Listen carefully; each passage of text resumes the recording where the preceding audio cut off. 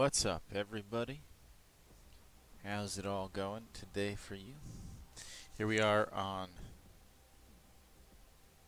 Tuesday. It is officially Tuesday. Take a look where we're at here.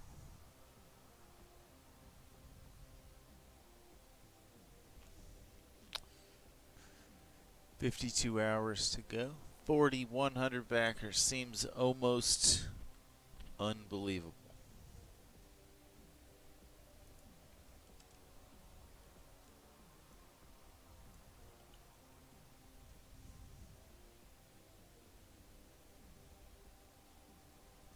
Wow. So welcome to Tuesday's stream. We're in the countdown into the last 48 hours. That starts in 5 hours. So we are just about to cross the 2-day remaining barrier. And that's really when you get your opportunity on Kickstarter to have a really strong close. They let everybody know that the project's ending soon.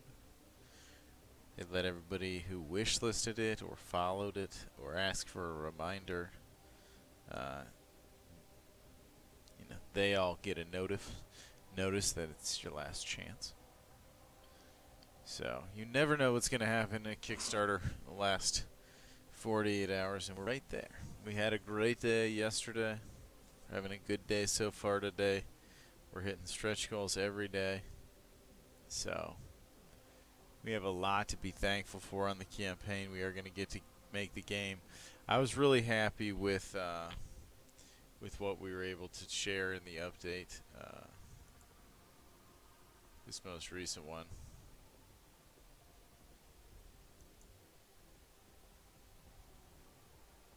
Well, this one was good too. I'm excited about Valkyrie Zero. If we hit that stretch goal so quickly, it felt like that we had so many other things that we needed to do updates about.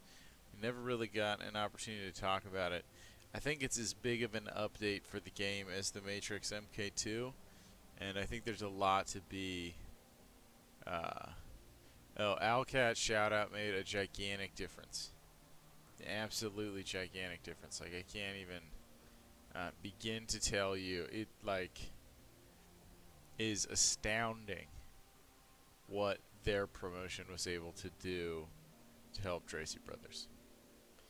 And I'm certain that the traffic that we sent them in return was a tiny fraction of what they sent to our page. So, it is, yeah. We owe them a huge thank you for that recommendation and putting it in an update where it didn't get buried. It was a really short and to-the-point update about a streamer that they brought on board, and they recommended that backers check out Cyberknight. So I'm sure that it generated, a great deal of the traffic that we got yesterday.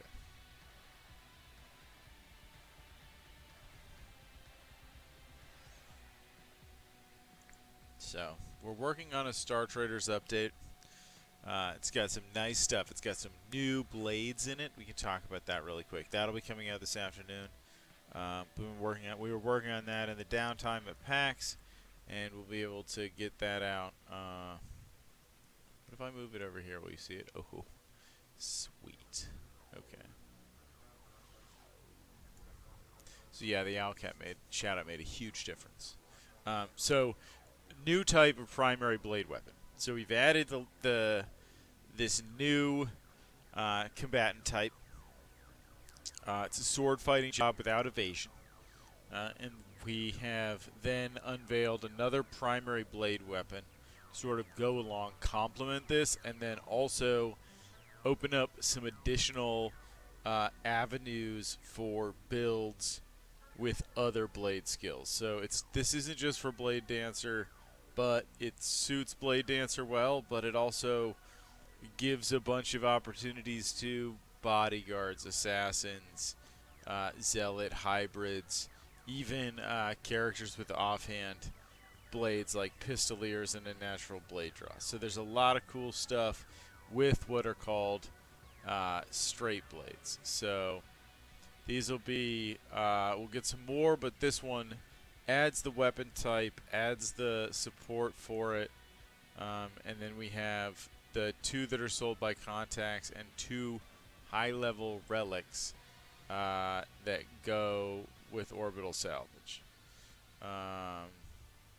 We got a suggestion from Dr. Spendlove on the forum that we thought was really great, and it well suited to the rule set that we already have. So when a starport is closed, that rumor starport closed where you can't get to your dry dock, you can't upgrade your ships, so forth. When that rumor's in effect, you'll be hiring mechanics at an increased level.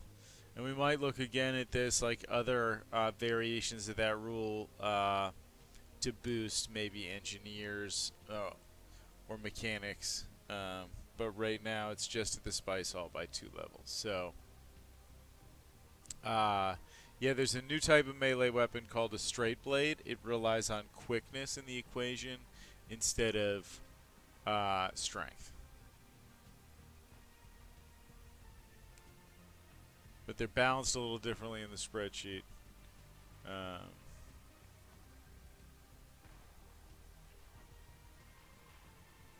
Okay, so then I fixed some bugs that were reported on Steam. Thank you so much to all of our Steam community members who take such good care to report situations that they run into.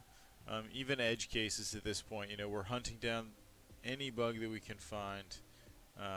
So in this case we had, if you build a very, very extreme ship that has a negative jump cost, it could generate fuel when you are hyperwarping.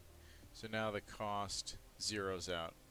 You can't generate fuel by going through the hyperwarp with 27 jump regulators or whatever. You can get it down to 0, but you can't get it negative anymore. There was an issue where the brooding Jita spore would generate way too many artifacts, so that was fixed. So that's sort of a balancing thing. It used to, the thread showed examples where he was getting it to generate like 30 artifacts, which is way more than it's supposed to. So we fixed the dice mechanic there to match what the card said. So the card's text hasn't changed. Just the actual draw now reflects what it says on the card. The card said 4 to 10, and it used to give you like way more than that. More like 14 to 23 sometimes. And then sometimes, if it decided to give you the big number, it would run your bonuses on the on that instead of on the actual what it should have given you. So it's fixed. Might have been the most OP card in the game. Now more balanced to what it actually says. Still gives you a huge potential, especially given the fixes in 3.0.4. 5, but it's not quite. It's no longer just like a casino roll that has nothing to do with what's written on the card. What's written on the card is now accurate. Retrain costs were slightly increased, and I balanced the situation with custom difficulty that was pointed out in the forum. If you had custom difficulty, your retrain cost was basically basic, so now it's pegged to hard. I'll fix, potentially try and come up with a way to peg it to the economic difficulty. I couldn't find a quick solution for it. But I think setting it to hard, which is sort of like the default in the engine, is better. And then retrain costs went up like 5% across the board. But again, for basic, it didn't matter. Doesn't matter. And then for our Linux players, I added some command line support for minimum width and minimum height of the window. So if you have resolution that we don't support or an orientation that is awkward, given the options that we have, you'll be able to pass in the exact Windows dimensions that you want it launched at. You can do this on Windows, and we're adding it for Linux because we've got some players that ask for it. So that'll be in there. This is 3.0.47 coming out for Steam, obviously Mac, Windows, and Linux, and then Android and iOS as well. Hey, Gurley, 4P, welcome. Thank you very much for joining us and for all your support. Just talking about Steam forum bugs that we've been fixing and trying to go through stuff that we can fix. And then, of course, we found a bunch of typos. Players found a bunch of typos. We've been working on those, and we recently got the updated wiki. I think that was 24 hours ago. We got everything fleshed out at the wiki. I know we had a few problems on our end getting the wiki, all of the stuff for Blade Dancer and everything. And I think that this update, once we get it deployed, will also take a little wiki push. So, Dude Casey was there at PAX. I got to shake his hand. That was pretty cool. That was pretty cool. I actually think he sat down and played the game. Did you? I believe you won. You got somebody out.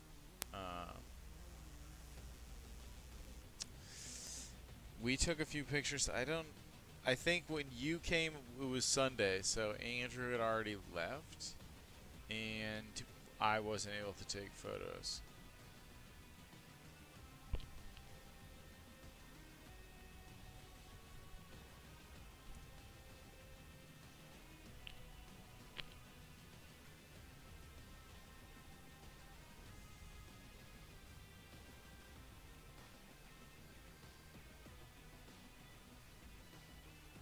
Okay, which one of your...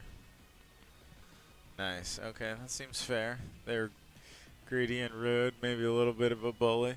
Who didn't make it out? Was it your medic got left behind? Or your scout got, like... I can't remember how... I actually played quite a few games. And you know, Andrew and I...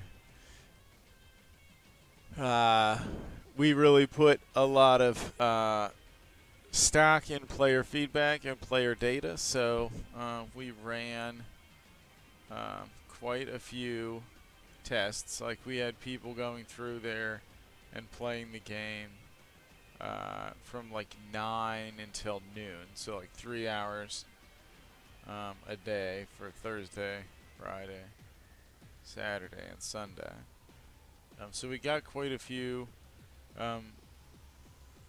runs through it. And we got to collect all of those saved games and all the log files about what the AI did, where the player died, how many turns, blah, blah, blah. So we had like 168, I think, games. And Dude Casey, I think you played at least one of them.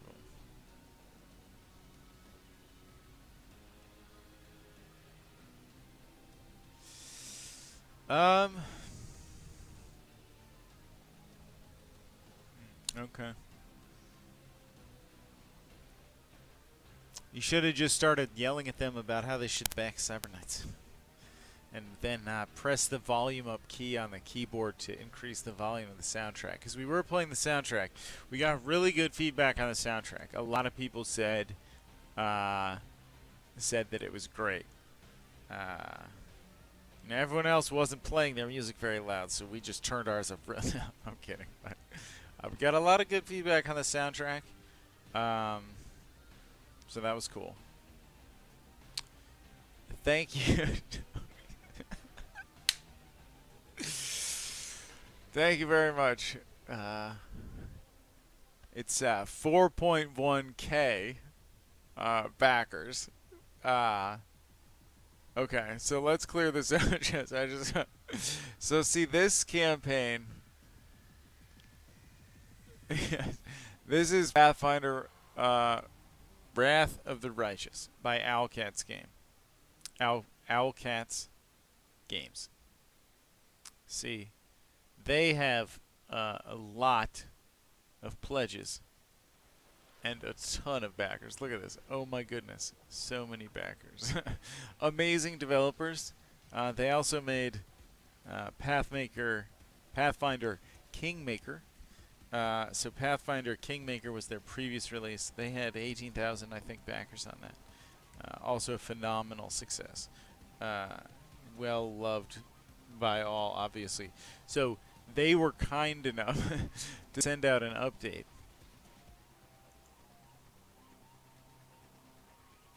right here about Co-Carnage, a popular RPG streamer, and one more thing. They said some nice stuff about Cyber Knight's Flashpoint.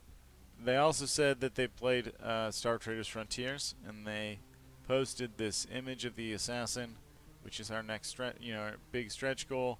This sweet animated GIF, a bunch of fancy, nice things about it, and a link to our campaign. So they have sent so much traffic to us; it's out of control, honestly. Like one of our biggest sources of traffic to the campaign has been them. They have 25,000 backers, so when they write an update, it goes out to a ton of people who are RPG fans, and it's amazing that they did that. Like, it's so generous of them that they posted that update. So we posted a couple of times, just reminding people. I think we posted in a couple of we posted a couple of times, but I think the second thank you was here. We were talking about right here. Other big source of traffic, Kickstarter is we're gonna do like a post-mortem and talk about traffic sources and all of that stuff. Kickstarter is huge. Your project preview is big. So your project preview is basically all of the people that are that you got to pre-sign up, and then you have whatever refers you happen to have. So like we have our forum, we have our mailing list, we have a small but active Reddit.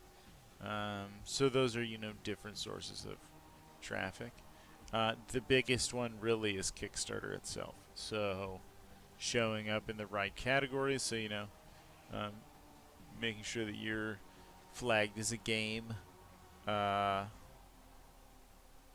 when you're a game or whatever. So like showing up the right categories is really important. All right, so we can go over here.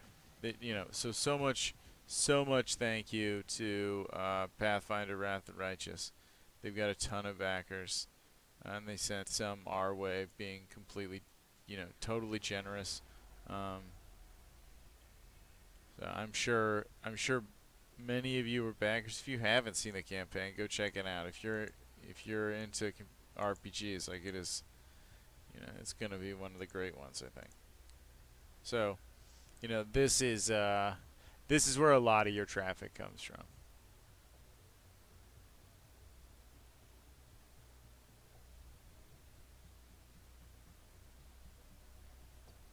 So you're in the taking off category. That's great. And then you go to games, and maybe you're in this list. Oh, neat. There you are. So Pathfinder's 498%, we're 361%. So you're right next to these big titles. That's a huge source of traffic. They have a newsletter that they might mention you in. That's huge source of traffic.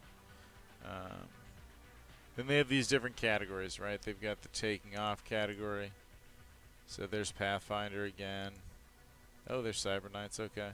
Home stretch, we might be in here. Okay, so there's home stretch. RPGs. Okay, we're the first RPG in the list. That's pretty cool.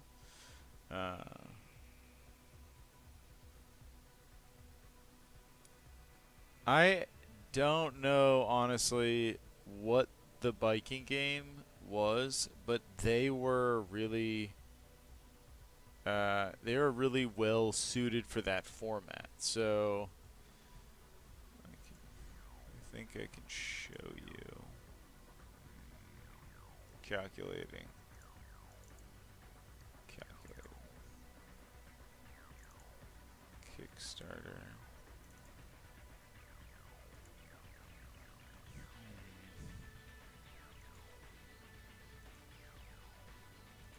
I feel like I should have this. There it is.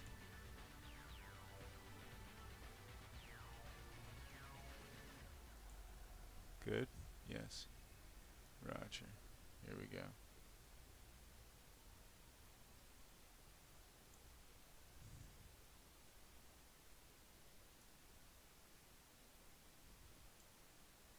No, that's bad. That's not good. Why is it so bad?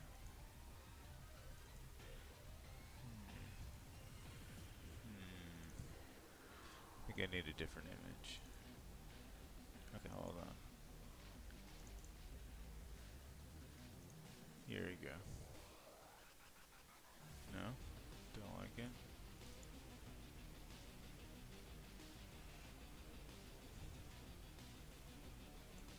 Okay, so they had like this. Can you guys see this? Yeah, you can see this. They had this U-shaped couch thing. And so we had a keyboard and a mouse on this little, like, table. The biking game was using a controller. And the average, like, play time was probably like 60 seconds before you'd die. Like, you'd start going down the hill and you'd hit a boulder and you'd be like, oh, wait, okay, I can't hit the boulders. And then you'd get past the boulders and there'd be a ramp, like, and then if you got frustrated, you could just give the controller to the person next to you and they'd press start. And there wasn't, like, there wasn't any friction there, so it was really well suited to the sort of seated arcade setup that they had. The use of a controller instead of a keyboard and a mouse, the like party atmosphere, the fact that you died constantly because you were always hitting boulders or trees or flying off the mountain or missing a turn, and it looked really balanced. Like some people beat it on their like third or fifth try, or like beat the different levels on these different downhill courses after they figured out like kind of the cues of the level design. So it looked really clever. I didn't have a chance to play because we were like doing this while they were doing it on the other side of the room.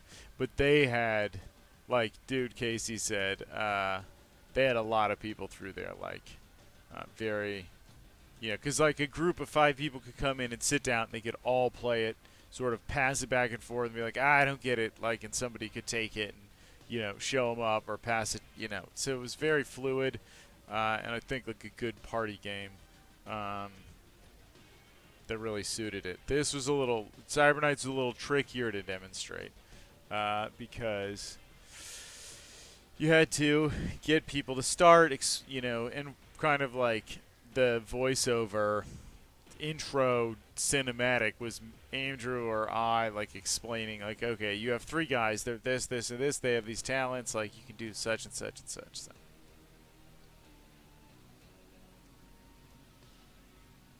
So. The biking game definitely had a good rhythm. Um,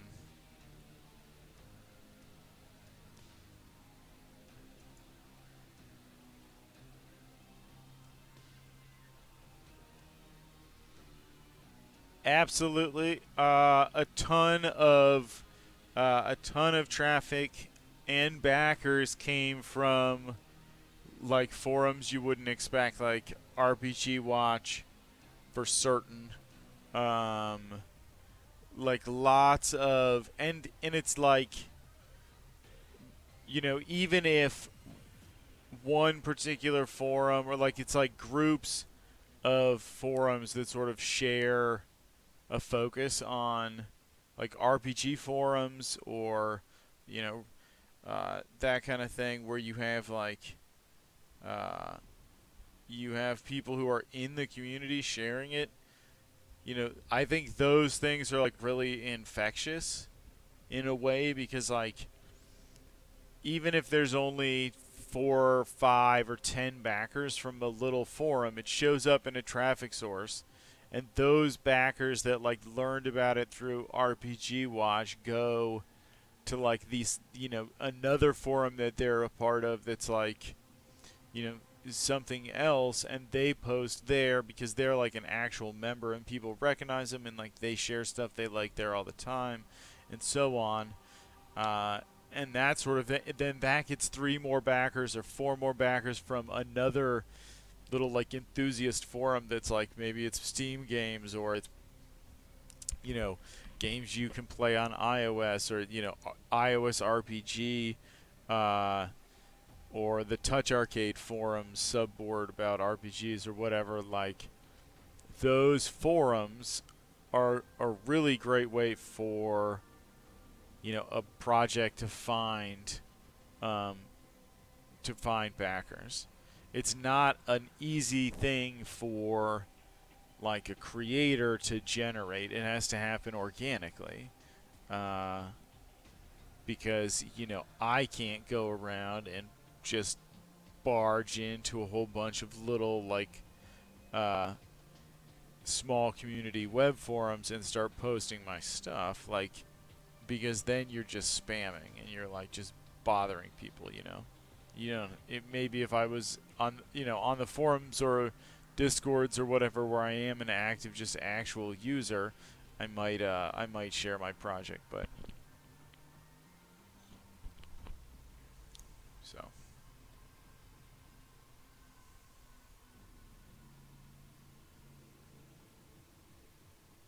if that makes sense. Kind of a long answer, but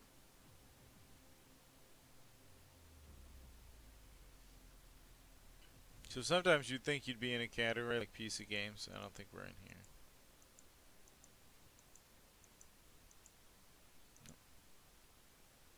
So, but we are definitely in the RPGs, which is right where I'd want to be. Right, but like,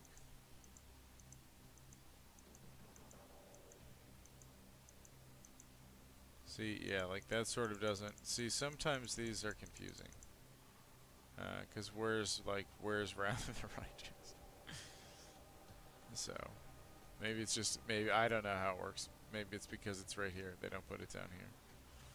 And maybe this one's special because it's like really based on time. This one I know how this one works. It's like this has got a certain number of hours left. 25. So this will have like 30. Go 25, 26.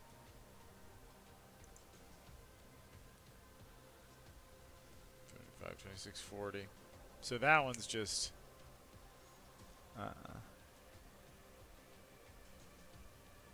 hello, Mycos. How's it going? So we're just checking out some Kickstarter pages. We're talking about our Star Traders Frontiers update.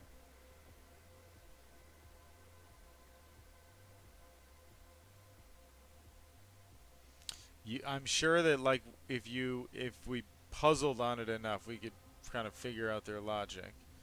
Um, but I think Kickstarter's in a great situation, right, where they could definitely, you know, just give it to an algorithm, and then you wouldn't see this campaign, right? You wouldn't see Cyber Knights up here.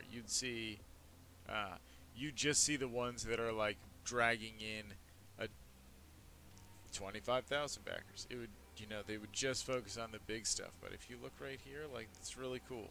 This huge project, right? Huge project, huge project. I don't know anything about this team, but it's funded. The art is pretty adorable. It's got a great name. It's a project we love. It's a tabletop game.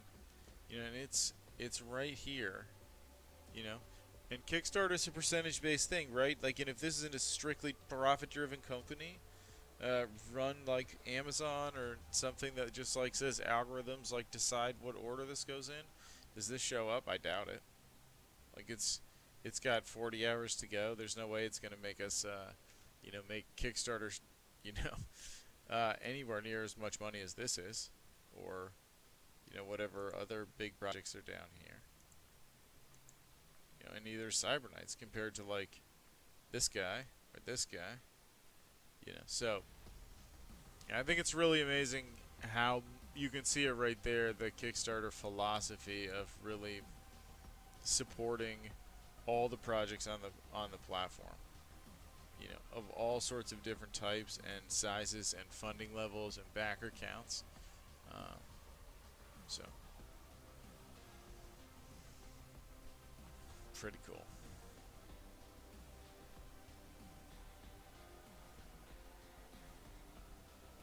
We appreciate you streaming on our behalf as well, Grim Alliance, and talking so much about the game on Twitter and social media. It's much appreciated.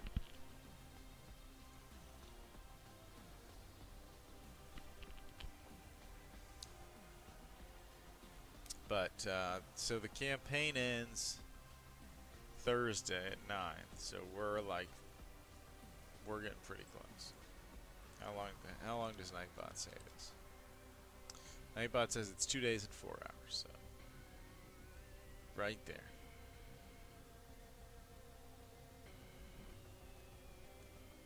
So, not sure what else we should do today.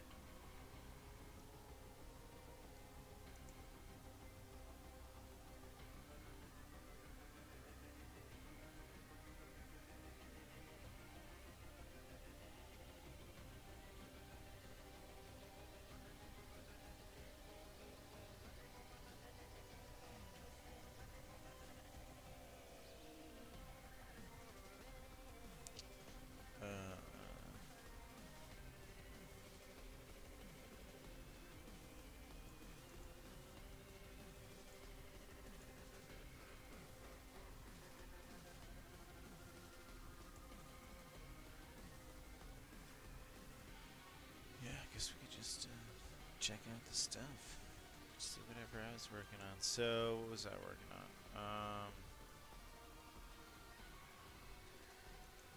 Actually, just working on this render. I think it's underpowered. Oh no, really? Okay. Tell me more. What do we need to do? What's the situation here? Blade Dancer underpowered is the rumor, huh? Okay. Well, that's not pretty good. I don't like this.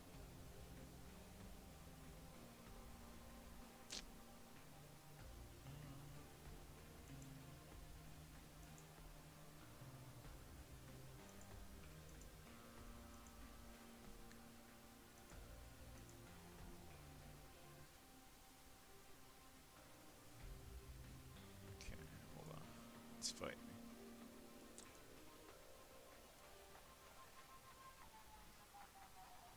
Okay, so what don't you like about Blade Dancer? I'm curious. We should probably start like a more serious discussion if we can get a whole crew together complaining about Blade Dancer. I don't know. His talents are pretty good. Pretty good counter to high initiative targets. I mean, it's definitely it has a I guess it has a purpose. It's built so that you can mix it with other jobs sometimes. But I don't know.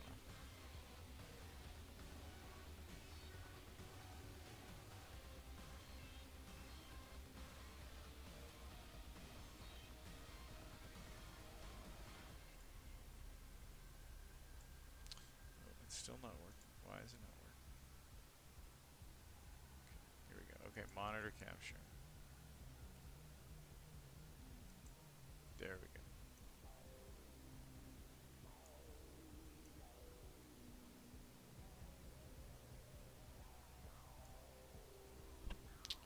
Then we'll have to send it down a little bit.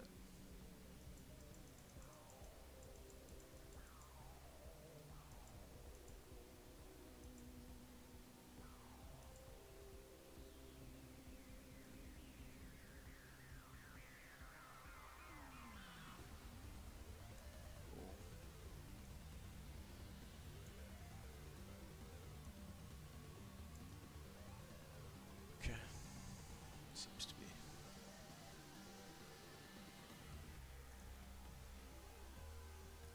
Let's see what it does. Okay. Seems fine.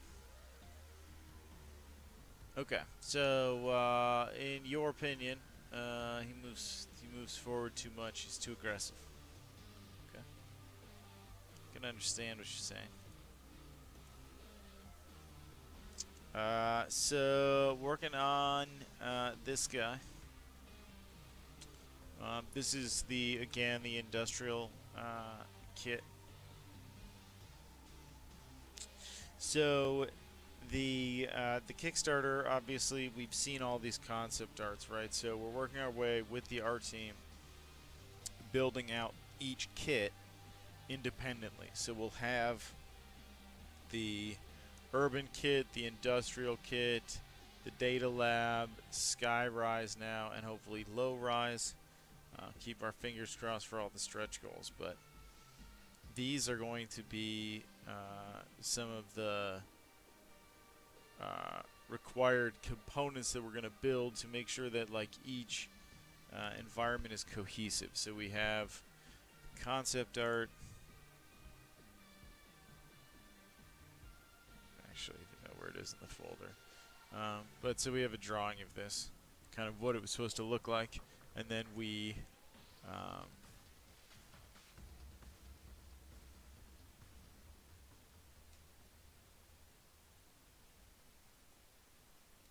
end up making it in Unity out of that level kit and doing all of the lighting and testing to make sure that we can capture sort of what the concept art for the area is supposed to look like. So the things that we've been sharing on the campaign, like the data lab or the skyrise, will eventually be built out of all of the pieces of the level kit and then tested out. We'll be able to look at them independently.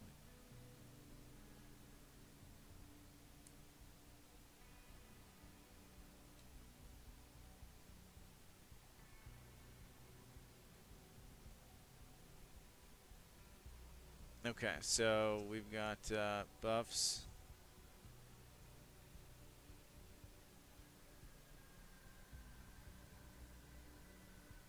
No rank 8 talent. That does sound like a defect. It doesn't sound good if it's true. Consider, is there enough?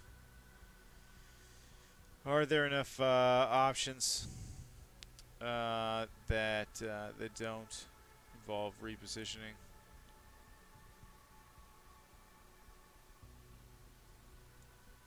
These are all fair questions.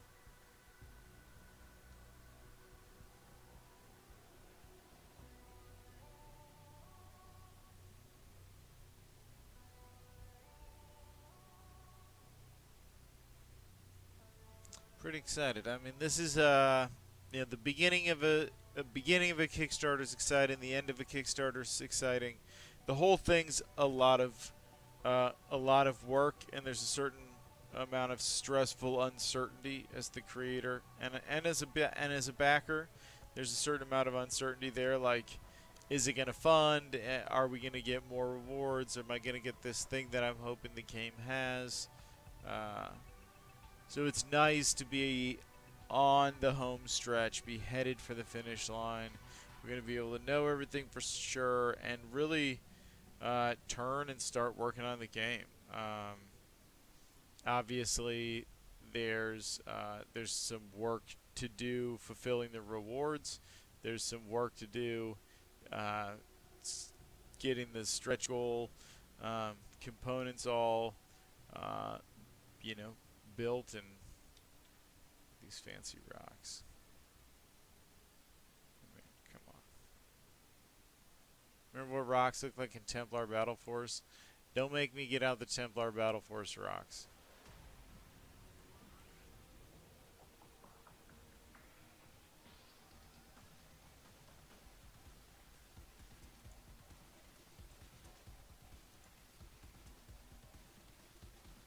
These clouds. I mean, come on. Got actual, like, all sorts of technology here.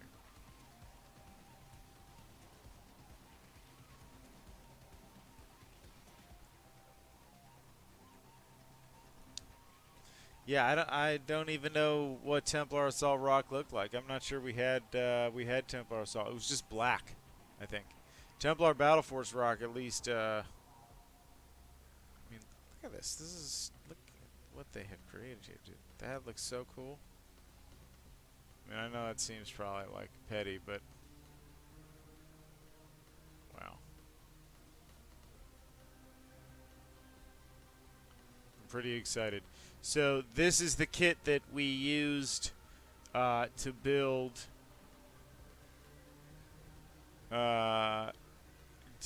the prototype level. But we built the prototype level in a pretty short amount of time. And it had a lot less detail. Like, it didn't have, we didn't have these in there.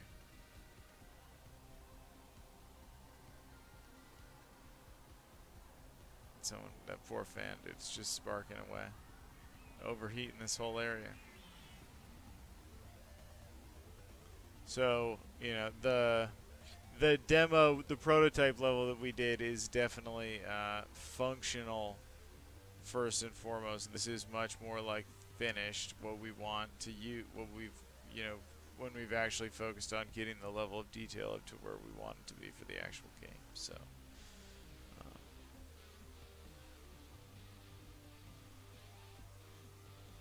yeah, there'll be talents that. So I'm not sure if used or not. There was a talent in the prototype called Distract that allowed you to make like a noise on in a space.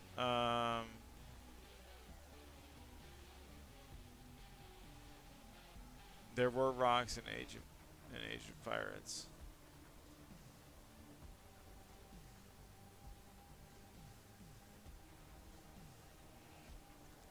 Mm, so that would be interesting.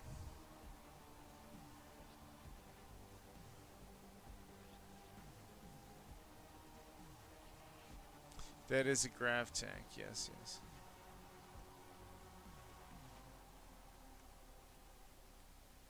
And look at the grav tank with its like built-in lights. Fancy freaking grav tank here. And its lights, how they are reflecting on this reflective surface. Wow. Look at that. Look at that sweet grav tank with its lights. Now, if you do see the grav tank in the game, you have reached a point where bad things are about to happen to you.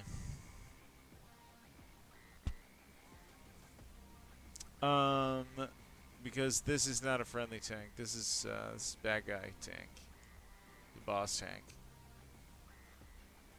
You violated all security protocols. Hard to kill. Tons of armor. It's basically a piece of armor with a gun attached to it. You won't be able to hide behind much. So, I don't know. I don't know what the situation will be with pushing people off the map. That's an interesting question. We'll have to play with it. I really don't know.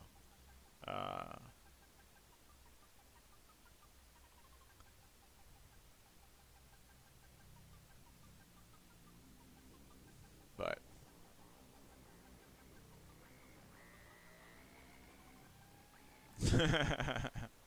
touche. Piece of armor with a gun attached, probably to try to all Sparta's team. He's like, so how many guns can I get if I remove their arms?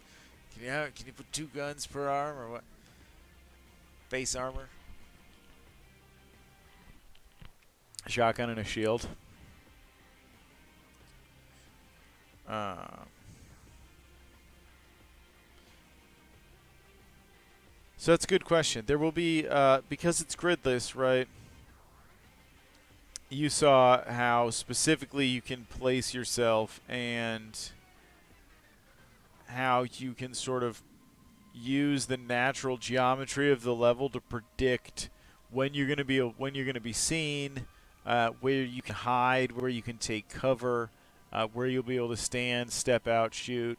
step back in. So that ability to move, what potentially, this has a tiley look to it, right? But being able to move fractional components of this tile gives you a lot of flexibility in terms of your positioning. And then going to like action points, where you have a number of action points and a number of move points, gives you a lot of flexibility how you want to spend your turn. If you want to spend it moving, using talents, shooting, or what mix. And then Huns and pets like dogs and cats, they'll have their own smaller pet action pool. They'll be able to act independently on their turn. And then drones you'll be giving orders to and spending your AP like through your cyberlink to have them act for you by moving, using their built-in talent abilities and firing their weapons. So a drone pilot will have this different trade-off than an animal handler. And the hunter and the assassin will be different because the assassin's wet rare rig is a one-on-one link with the cybercat rather than a command and control thing where there's multiple dogs.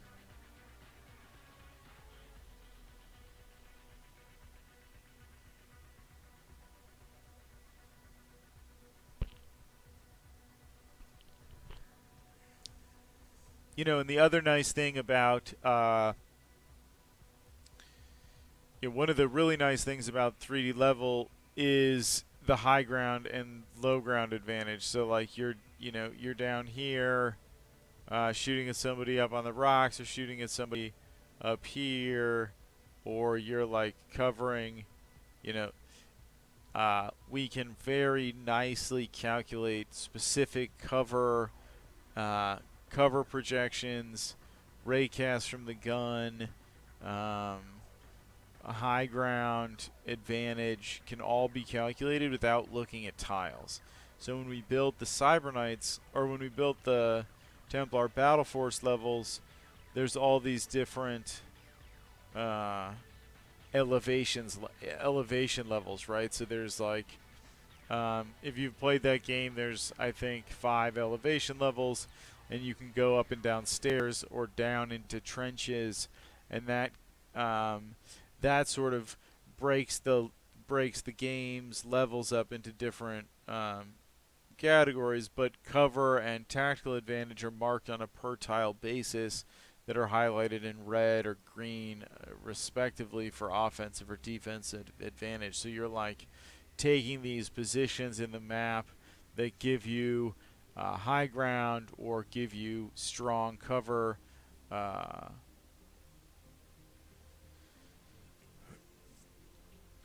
But what we're able to do now is break that off from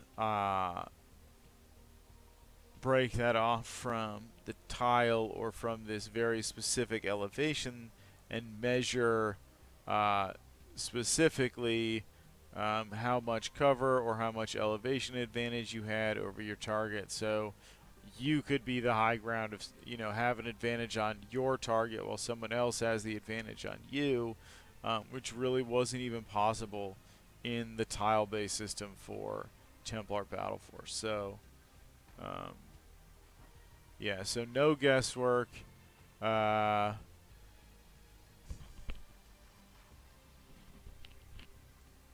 very easy to understand sort of visually. You've probably seen it in the video, but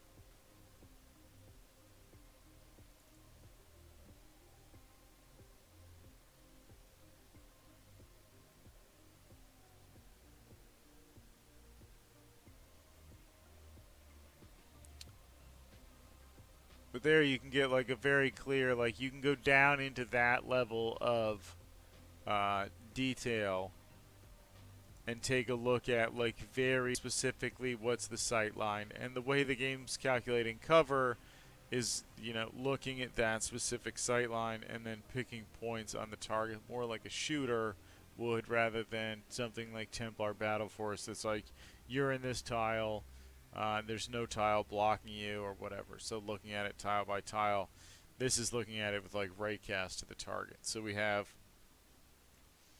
these ragdolls with different bones and so forth, for all the different physics interactions, and we're using that as well for the cover calculation and the high ground calculation and so forth. So that's going to give us really nice, expressive sort of shooter grade, sort of like with the thinking that you would put into a first-person shooter in a tactics game. So we know that like Templar Battle Force and XCOM and games like it have very nuanced and sophisticated mechanics based on their tile approximations. So we need something to fill that vacuum. You can't just say like there's no grid and not replace it with something. So the things that are dependent on the grid in games like Templar Battle Force and the other games I mentioned, we have a set of rules in Cyberknight's Flashpoint that kind of serve the same purpose, but they're more granular and they're more physics based. So we're using some physics based lighting, like we have object properties that we're using to try and make as many of the things as possible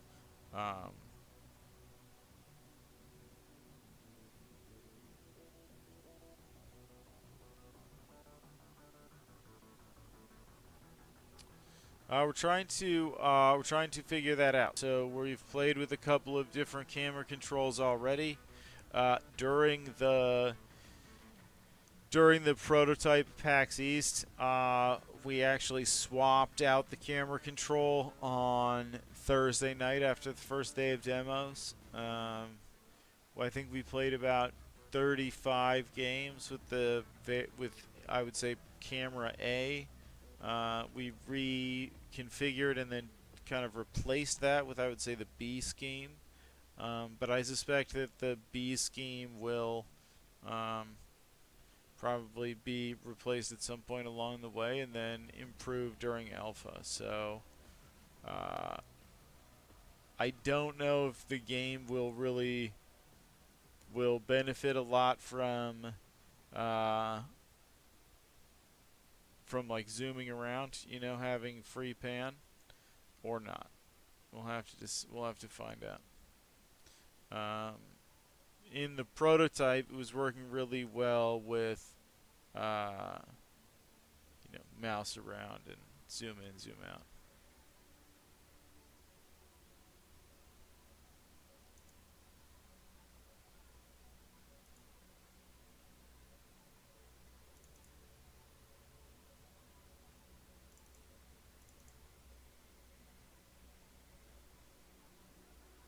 And you played on Sunday, right?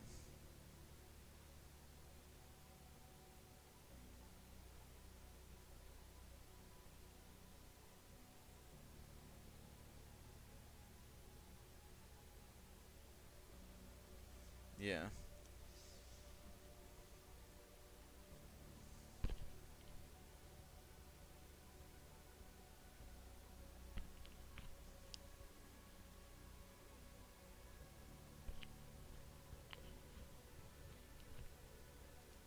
And then like I said in the update, what we were really trying to see was sort of how the control scheme and how the interaction between the stealth and the fighting worked.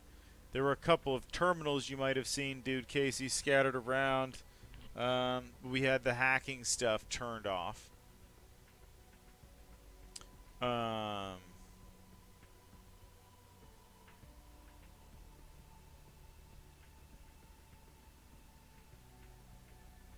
But we were letting you zoom in and out and rotate the camera on your selected character.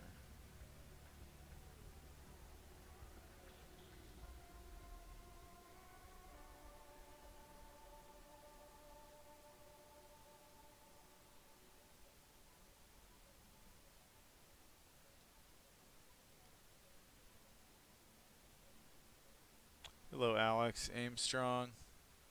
Thanks for tuning in.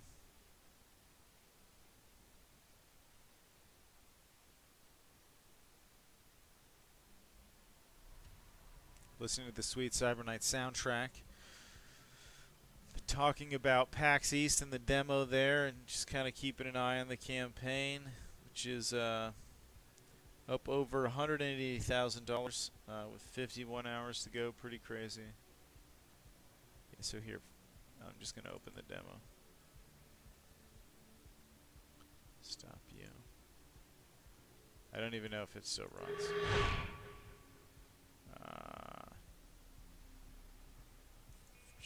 Ultra 25. Display 1, yes.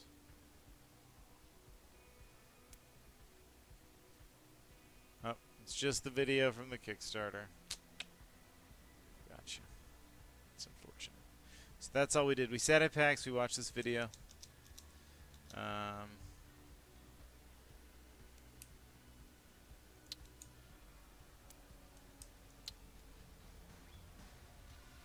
So this was the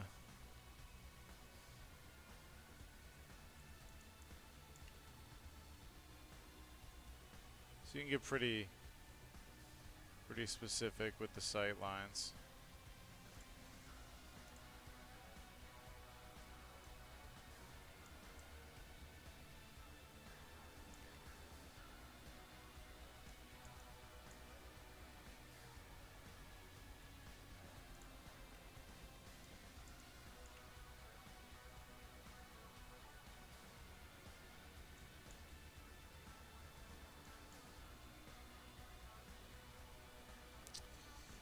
So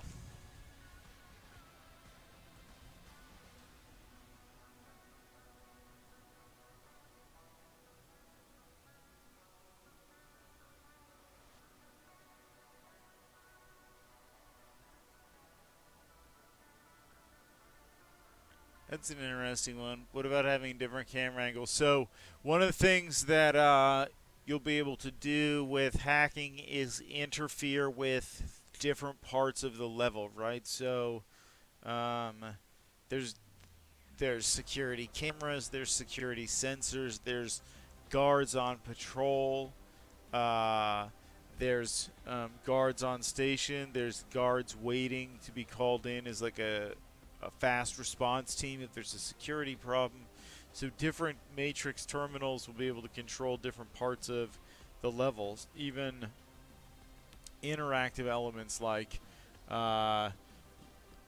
locking or unlocking a door, or raising or lowering some element, some industrial element, so there'll be a bunch of ways that you'll be able to sort of manipulate different parts of the level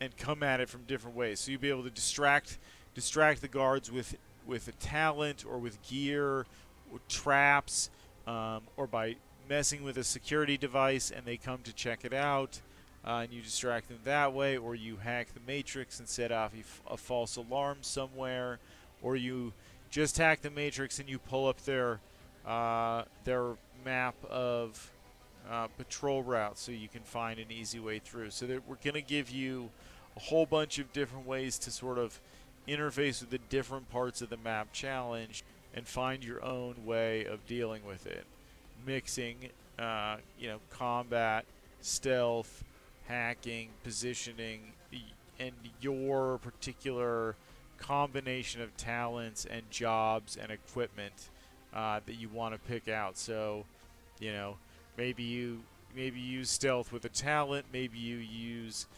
stealth with a particular piece of cyberware, maybe you use it with a particular gear, deployable item like a sound dampener, or maybe you Um, do your scouting with silent drones, so your characters aren't actually quiet. They just stay back and they stay at a good distance before they strike or steal or do whatever they're out.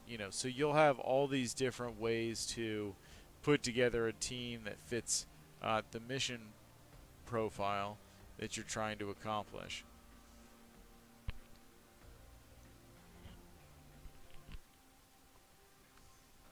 And what the prototype did was basically gave you a basic set of guard patrols and a security system, some cameras, some high ground, some low ground, some choke points, and a way to get out and sort of let you worry about the basic elements of dealing with the guard. So we're doing like a compartmentalized AI state machine. So each guard's going to have its own imperfect knowledge of the level and what's happened. So if they haven't been told, if no one's around to witness it, then the guards don't know, right? One of the things about the Templars is like the Templar games is the Xenos are just attacking you. They come in waves. Like it's not there's not stealth. Like the Xenos are not like, oh, I assume there's no Templars here. They're just like attacking you constantly. So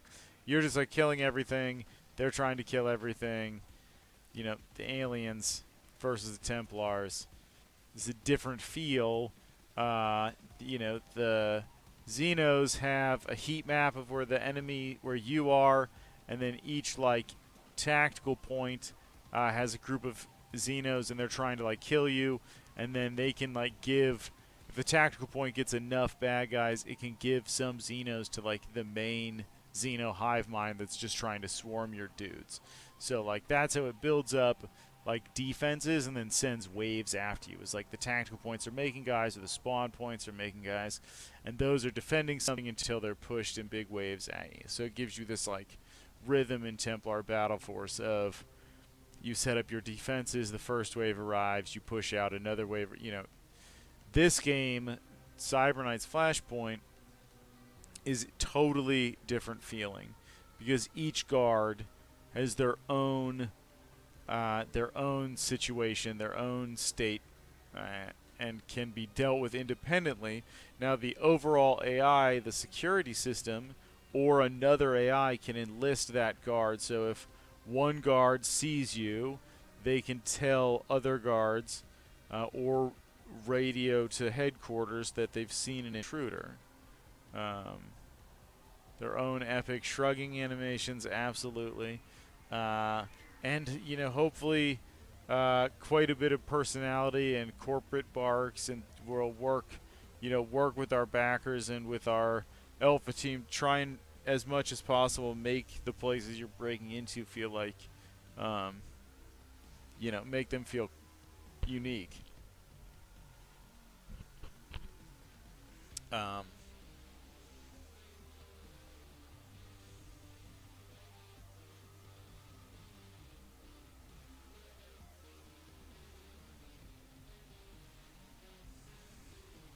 so what the prototype really tested out was, that system of, and what we gathered data from those 160 games was, I can play the prototype many times, right? I can mess around with the AI. I can lead it on wild goose chases with the distract talent. I can uh, use the silent movement talent or the nano walk talent or whatever and get the drop on it. But what I can't do is simulate it interfacing with someone who's never really played with it before. So all the turns that were taken, all the moves that the AI made, where it first heard the player, where it first saw each character, where they died, where the AI was defeated. That's all valuable data just to like kind of get a first look at it. And these were all, obviously first time they'd ever played Cyberknights. A range of people who were like, I've beaten XCOM, the Long War, like the insanely hard XCOM mod through. People were like, don't think I've ever played XCOM, but give it a try. So this huge gamut of people, uh, tried it out, and we got all this different, types of moves, types of strategies, types of approaches to the game. People who just took the high ground and started shooting, people who tried to sneak the whole time, people that basically ignored two of their characters and only moved the one guy and just skipped out, we didn't really try and, if people were playing it their way, we really didn't try and interfere unless they ask us questions. So it was really let people play, get their feedback at the end, ask them how they felt playing the game. I'm sure, I don't know if I ask you how you felt playing the game, dude, Casey, but if you had feedback, you know, it seemed positive. But anyway, just trying to get people to play the game and see how they, observe them playing it and find out how they felt about it, was really the goal, rather than trying to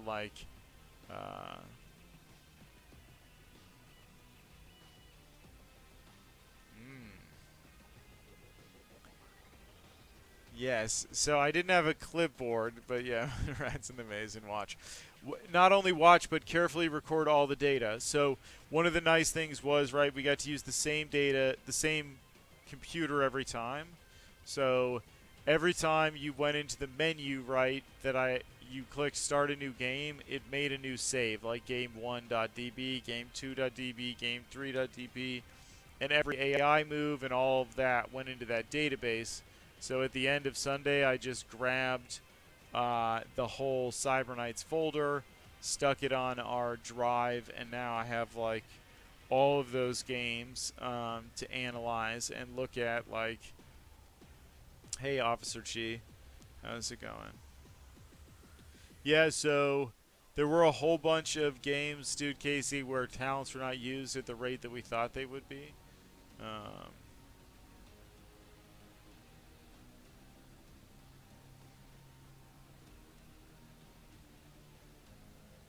Uh, yeah, I was alone on Sunday. That was in the morning. That was a little tough. I'd been up pretty late. We got Andrew shipped off to the airport, and then I went over to PAX. So I was a little worn out by Sunday, but I think we still had a good day. Sunday was Kids Day. It was pretty entertaining to see all kiddos playing the game.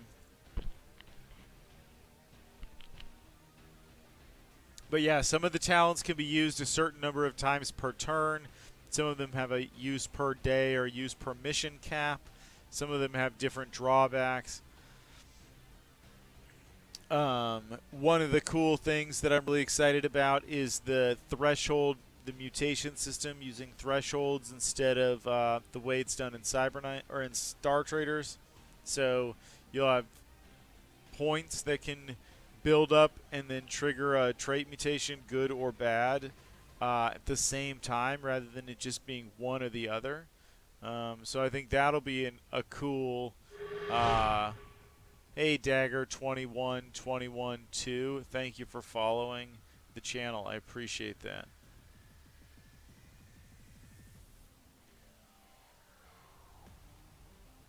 No, and the talent bar. I think we should have probably, and it's like, man, it's just one of those things, right? Like, if I had 2 more days to work on it, there's a bunch of stuff I would have changed.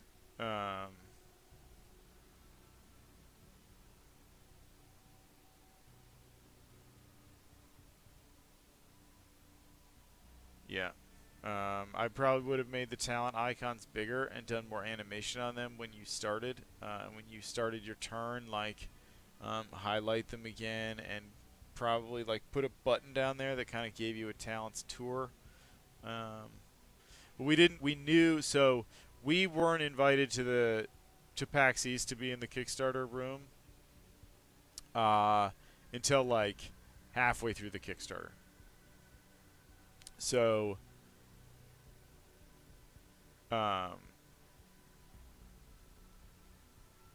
maybe it wasn't halfway through, but it was not part of the 100-day plan.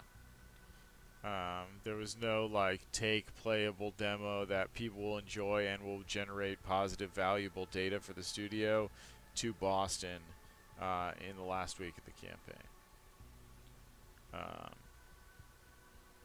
so we sort of fitted in and made some compromises because we really thought it was going to be worth it. And I think it was. I think we got a lot of valuable player data. I think we got our name out there to a bunch of people that backed the project. It was definitely a good time to meet Kickstarter members of the Kickstarter team, other creators, talk about stuff like physical rewards fulfillment, our add-ons. We just rolled those out. So we're trying to be kind of cautious and conservative and stick to what we know. Um, but we really are excited about this art book. Obviously, the art book, our last campaign, was really popular. We want to do that again, and our art team is really like, we're talking 100x easily the amount of art that we're making compared to Star Traders Frontiers. It's really just fantastic just how much stuff we're getting in all different qualities and grades and degrees of completion, from pencil sketches to final renders. So I think the art book's going to be really exciting, and then we're going to cherry pick these high resolution shots for the glossy printed edition, which is going to be, I think, really nice. And that's kind of the one physical add-on that I know we can do because I know how to ship it. I know how to ship it internationally. We can price it pretty easily. And if I get stuck with an overflow of these books, it won't be terrible. So.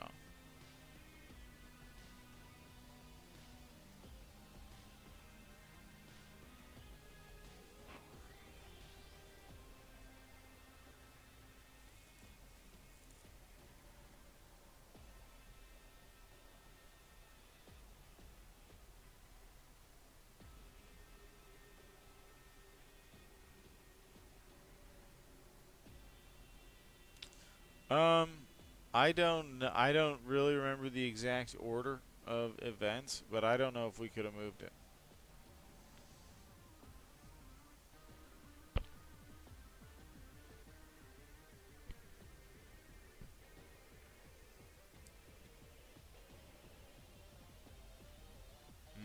Laminated in player tiers, that'd be pretty cool.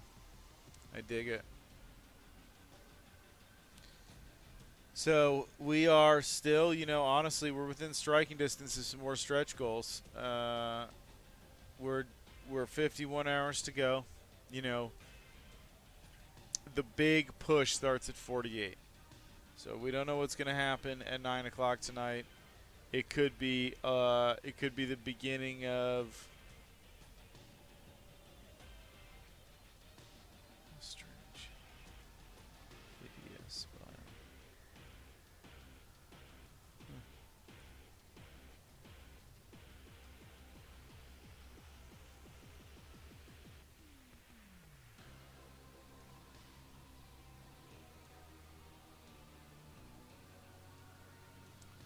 You never know. I mean, our first day was huge, and we could have 2 huge days and get very close to that. It's theoretically possible. For our last 2 days were like our first day. Um, but whatever happens, if we get 185 or 200 or something else, we're gonna be so excited to make this game. Andrew and I have been talking about making this game for years, and the fact that it's gonna look like this gets me so freaking hyped. Like, I've really wanted to make a cool looking video game for a long time, and this one is really honestly gonna look super cool.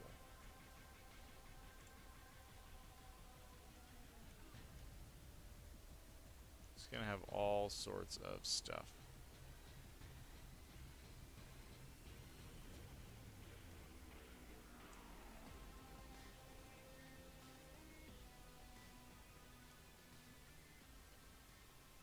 Like, I mean, emissive materials,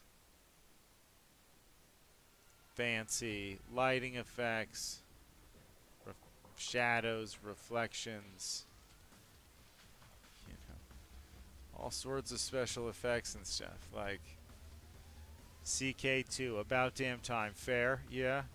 I mean, but see, it is it worth it. That's the trick. If we can make it worth it, the wait, the wait is to be is only worth it if it pays off, right?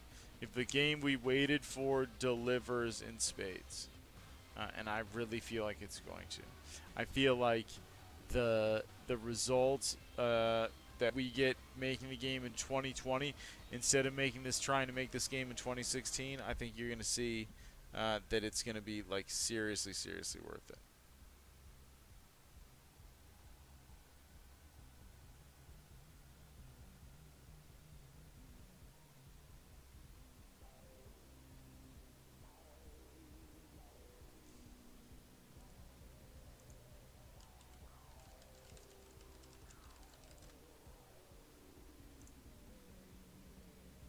Cool, 360% funded. Look at that.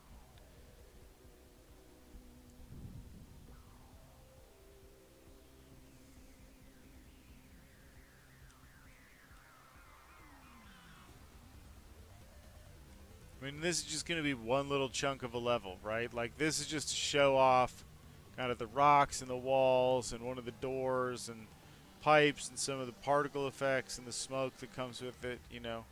Your knight comes up these steps, you're taking out guards, you're like working your way across here, going through this door. Hopefully there's no, I mean, if there's a tank here, then this is a whole different situation, but if there's a tank, this is a gnarly boss level, you might die. There's not a lot of space to fight a tank.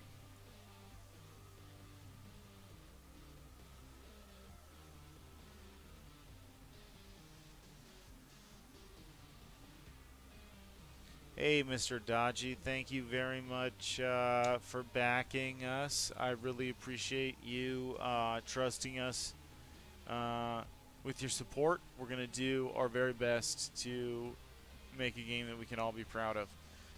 A lot of people on here will tell you that we've been having fun making the last Kickstarter game, Star Traders Frontiers, and I'm hopeful and confident that Cyber Knight's Flashpoint is going to be a lot of fun too. So thank you for backing us, and thank you for joining the stream. Appreciate that. What do you mean the Rift's tabletop feels? Help me, give me some examples of what feels you mean specifically. I love the Rift's tabletop, but a lot of feels in there.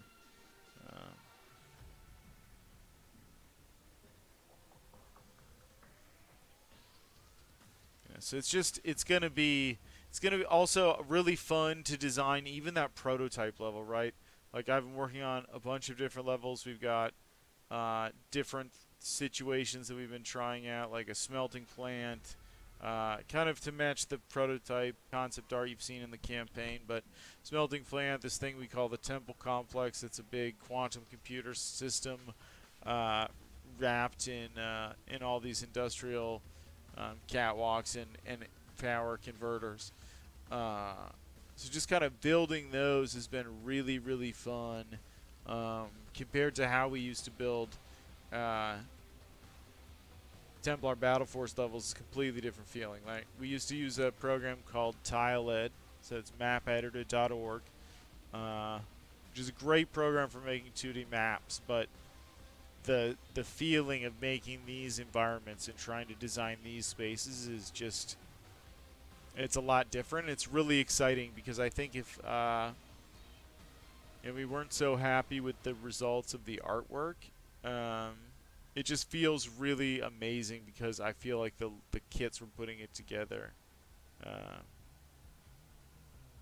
just really look great.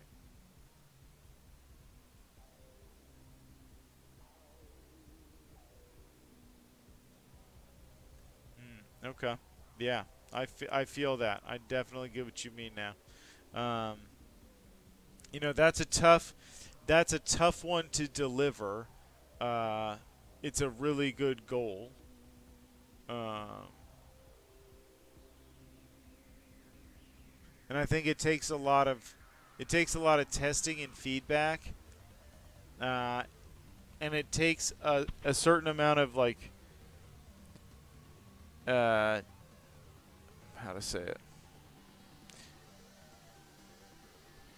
It takes a certain amount of design from the. It takes a certain amount of focus from the designer to decompose the problems and the solutions into smaller parts rather than trying to prescribe one complete solution to one complete problem. To say that here's this group of smaller interconnected problems and here's this group of smaller interconnected solutions to some of those problems, and allowing through testing, tuning, improvement, and additions and subtractions to the game to get to the right mix of that, so that people can develop their own unique playstyle that solves the necessary problems out of the mix for them to be successful, without saying like, here's the solution you have to use to this problem. Um,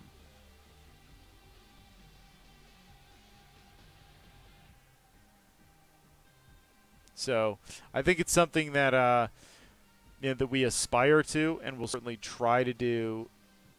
I think it's something that we thought a lot about in terms of Star Traders, and it's something that we will think a lot about for Cyber Knights.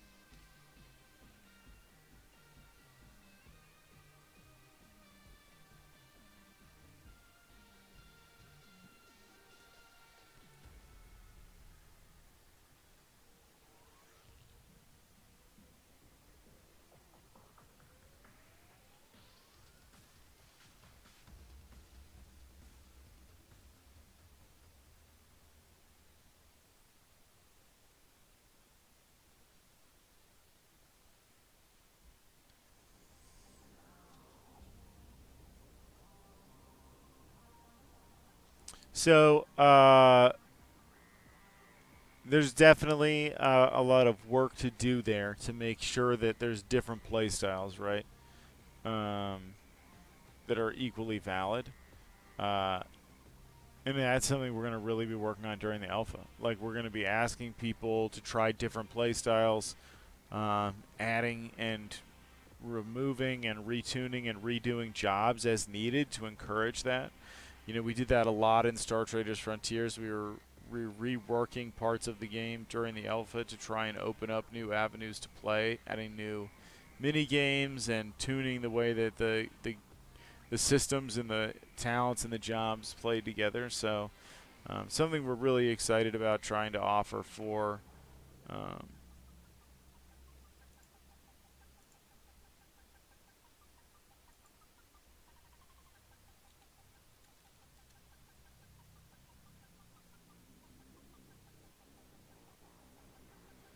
oh,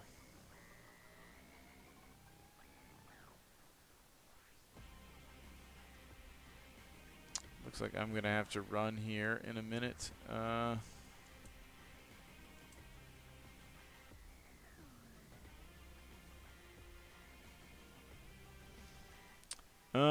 Campaign creation tools. Probably, I would say, I mean, is definitely out of reach from a commitment standpoint. We don't have any budget to do stuff like that. Is it possible that we'll find something after the game comes out and we meet all our Kickstarter requirements that can do that? Maybe. We're definitely keen to continue to experiment and continue to push the envelope with Star Traders Frontiers. Mod support is on the list of things that we would like to add to Star Traders Frontiers. One of the reasons that we went to this new engine is that we feel like mod tools and mod support will be easier in this engine. That's our belief. We haven't released it or seen it actually in the hands of players, so can't be 100% sure that we're right about that, but it is one of the things that inspired us to move engines. So uh, will we have like AAA grade level building tools? No, probably not. Are we definitely keen to build things that our players are interested in, like mod support? Absolutely. But that stuff comes after our Kickstarter promises. So,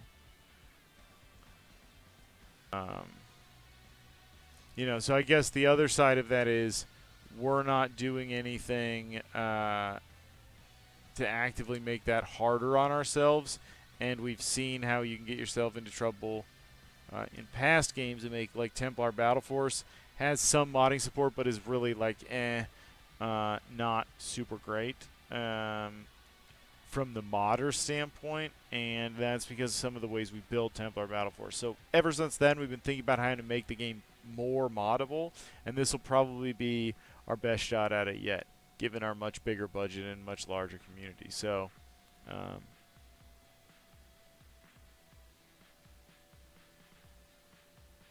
yep, mod support definitely, if you can afford it, helps your game. There's no doubt about that. I've never said that I don't agree with that. Okay, so I do have to go. I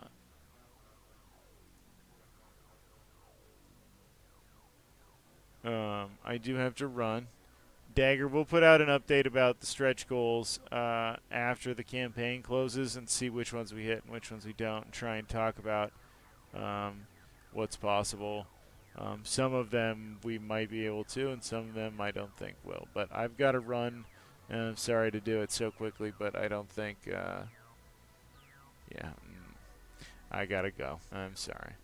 Thank you, everyone, for tuning in. I appreciate all of you guys supporting us, backing us, checking the campaign out. I see your question, Dagger 21-21-2 about Neoprog. We'll get that out in an update. Thanks, everybody, for tuning in. We'll see you Thursday at 4 for a longer stream, probably riding it into the sunset as we wrap this campaign up and then getting started on building the game for you. So we'll see you guys next time. Thank you again for tuning in. Thanks. Have a good night.